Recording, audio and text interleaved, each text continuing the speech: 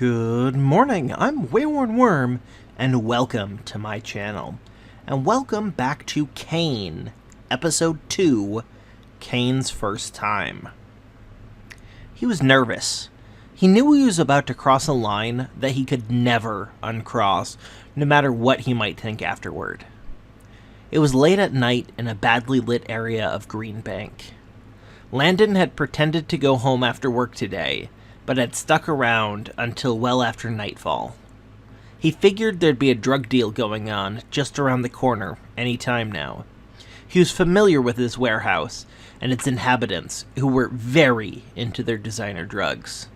He was wearing a hoodie with a central pouch, the hood pulled up, covering as much of his face as he could, and his hands were nervously wringing each other in the pocket.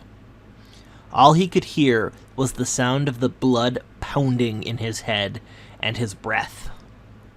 Then he heard the sound that he'd been waiting for, the telltale rattle of a rolling door being lifted. He jumped in place a couple of times to amp himself up even more than he was, and he jogged around the corner. His fist came out of the pouch, and he found himself speeding up more and more. The familiar rage that built up when he was using his ability was welling deep in him. He saw the 6 guys who were at the door, and before they even realized what happened, he was slamming into the first one, shoulders down and head out of the way, just like a good linesman. The guy flew like a rag doll from the hit, and landed hard on the concrete on the inside of the warehouse several yards away, not moving. This got the attention of the other 5 guys, though, and they all pulled out their pistols and aimed them at Cain. He knew he would probably be able to take a bullet close range, but he still winced anyway. His skin was as hard as rock, and the very large muscles underneath would at least help stop a bullet. But he had never been shot before, and he wasn't sure how it would go. Turns out, at least for the moment, he needn't have worried. For whatever reason, all 5 of the men missed. At least part of that reason was discovered as Landon jogged up to one of them, only to see him trembling like a leaf. He swung a haymaker at the guy's chest, landing the blow, although not well or with much precision. He felt some ribs break, but the man stayed up, at least for the moment. Then came the second round of bullets. Maybe it was a surprise, but maybe it wasn't. Either way, the guy who successfully took the punch from Landon missed his shot. The 4 other guys were aiming more carefully now, trying to avoid shooting their friend in the back. 2 shots went wide. However, the other 2 shots told Landon he could indeed easily take a pistol shot. It didn't even break the skin.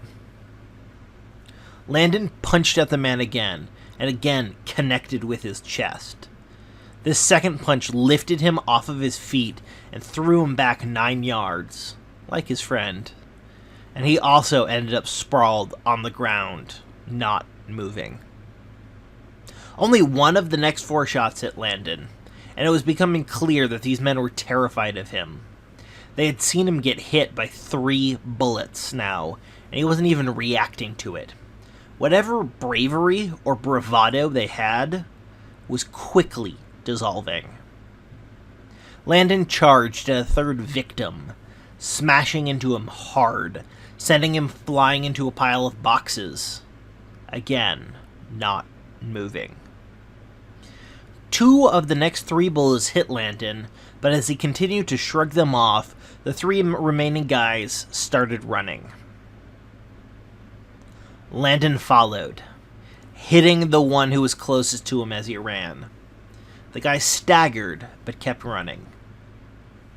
The 2 guys in front turned back and fired as they continued to run, but their shots ended up lodging themselves in the side of the warehouse. The second hit against the guy who was focusing on running sent him smashing into the back of the warehouse as the fight moved outside through the back door of the building. 4 were down. Only 2 to go. They weren't even trying to shoot now. They were just focused on running. Not that that did them any good.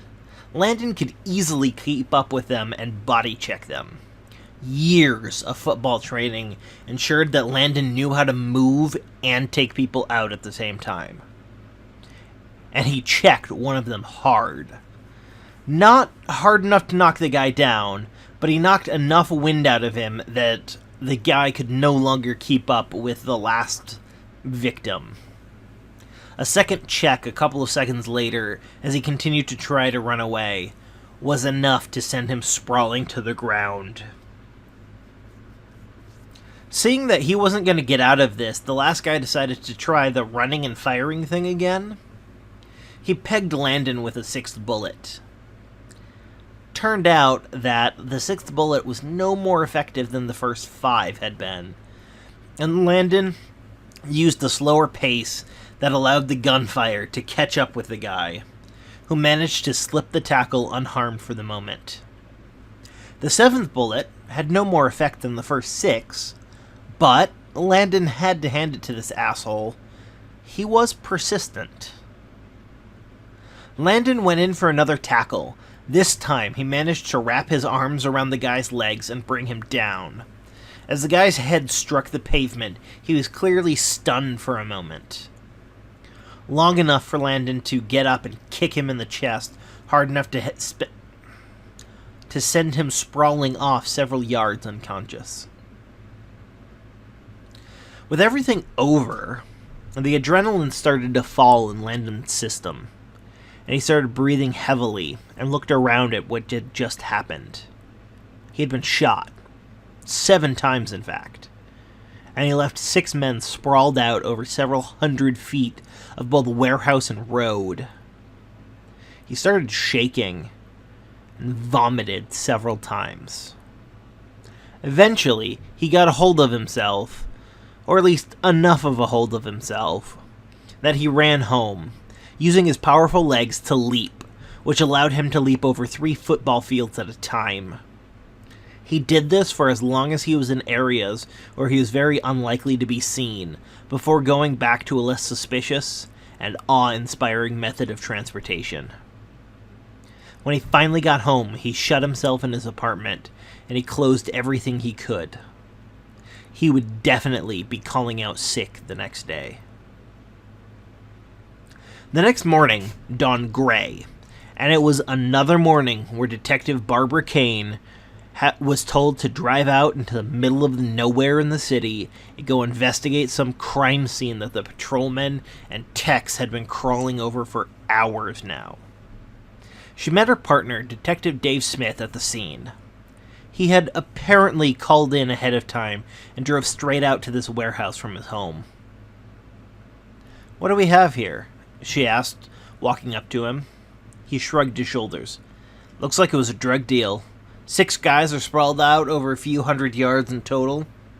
We have a rough directional timeline due to both how the middlemen were found facing and by the vomit left not too far from what should be the last guy. We have 20 shell casings from small caliber pistols, which I'm sure will all be matched to the pistols each of these guys seem to have had. We've also found 20 bullets, although 7 of them seem to have hit something incredibly dense, as they are crumpled like you wouldn't believe." Barbra nodded. "How were they taken out?" "They were punched and kicked," Dave replied, and then as he saw the look on her face, he shook his head. "No, this wasn't the Pugilist, as much as I wish it was. I would love to pin the horde of crimes we can take from this onto that bastard. But even I have to admit, he has a precision that's missing here. Not to mention the vomit, which apparently came from the perpetrator, which indicates a first-time offense, and we both know the Pugilist is way past his first time."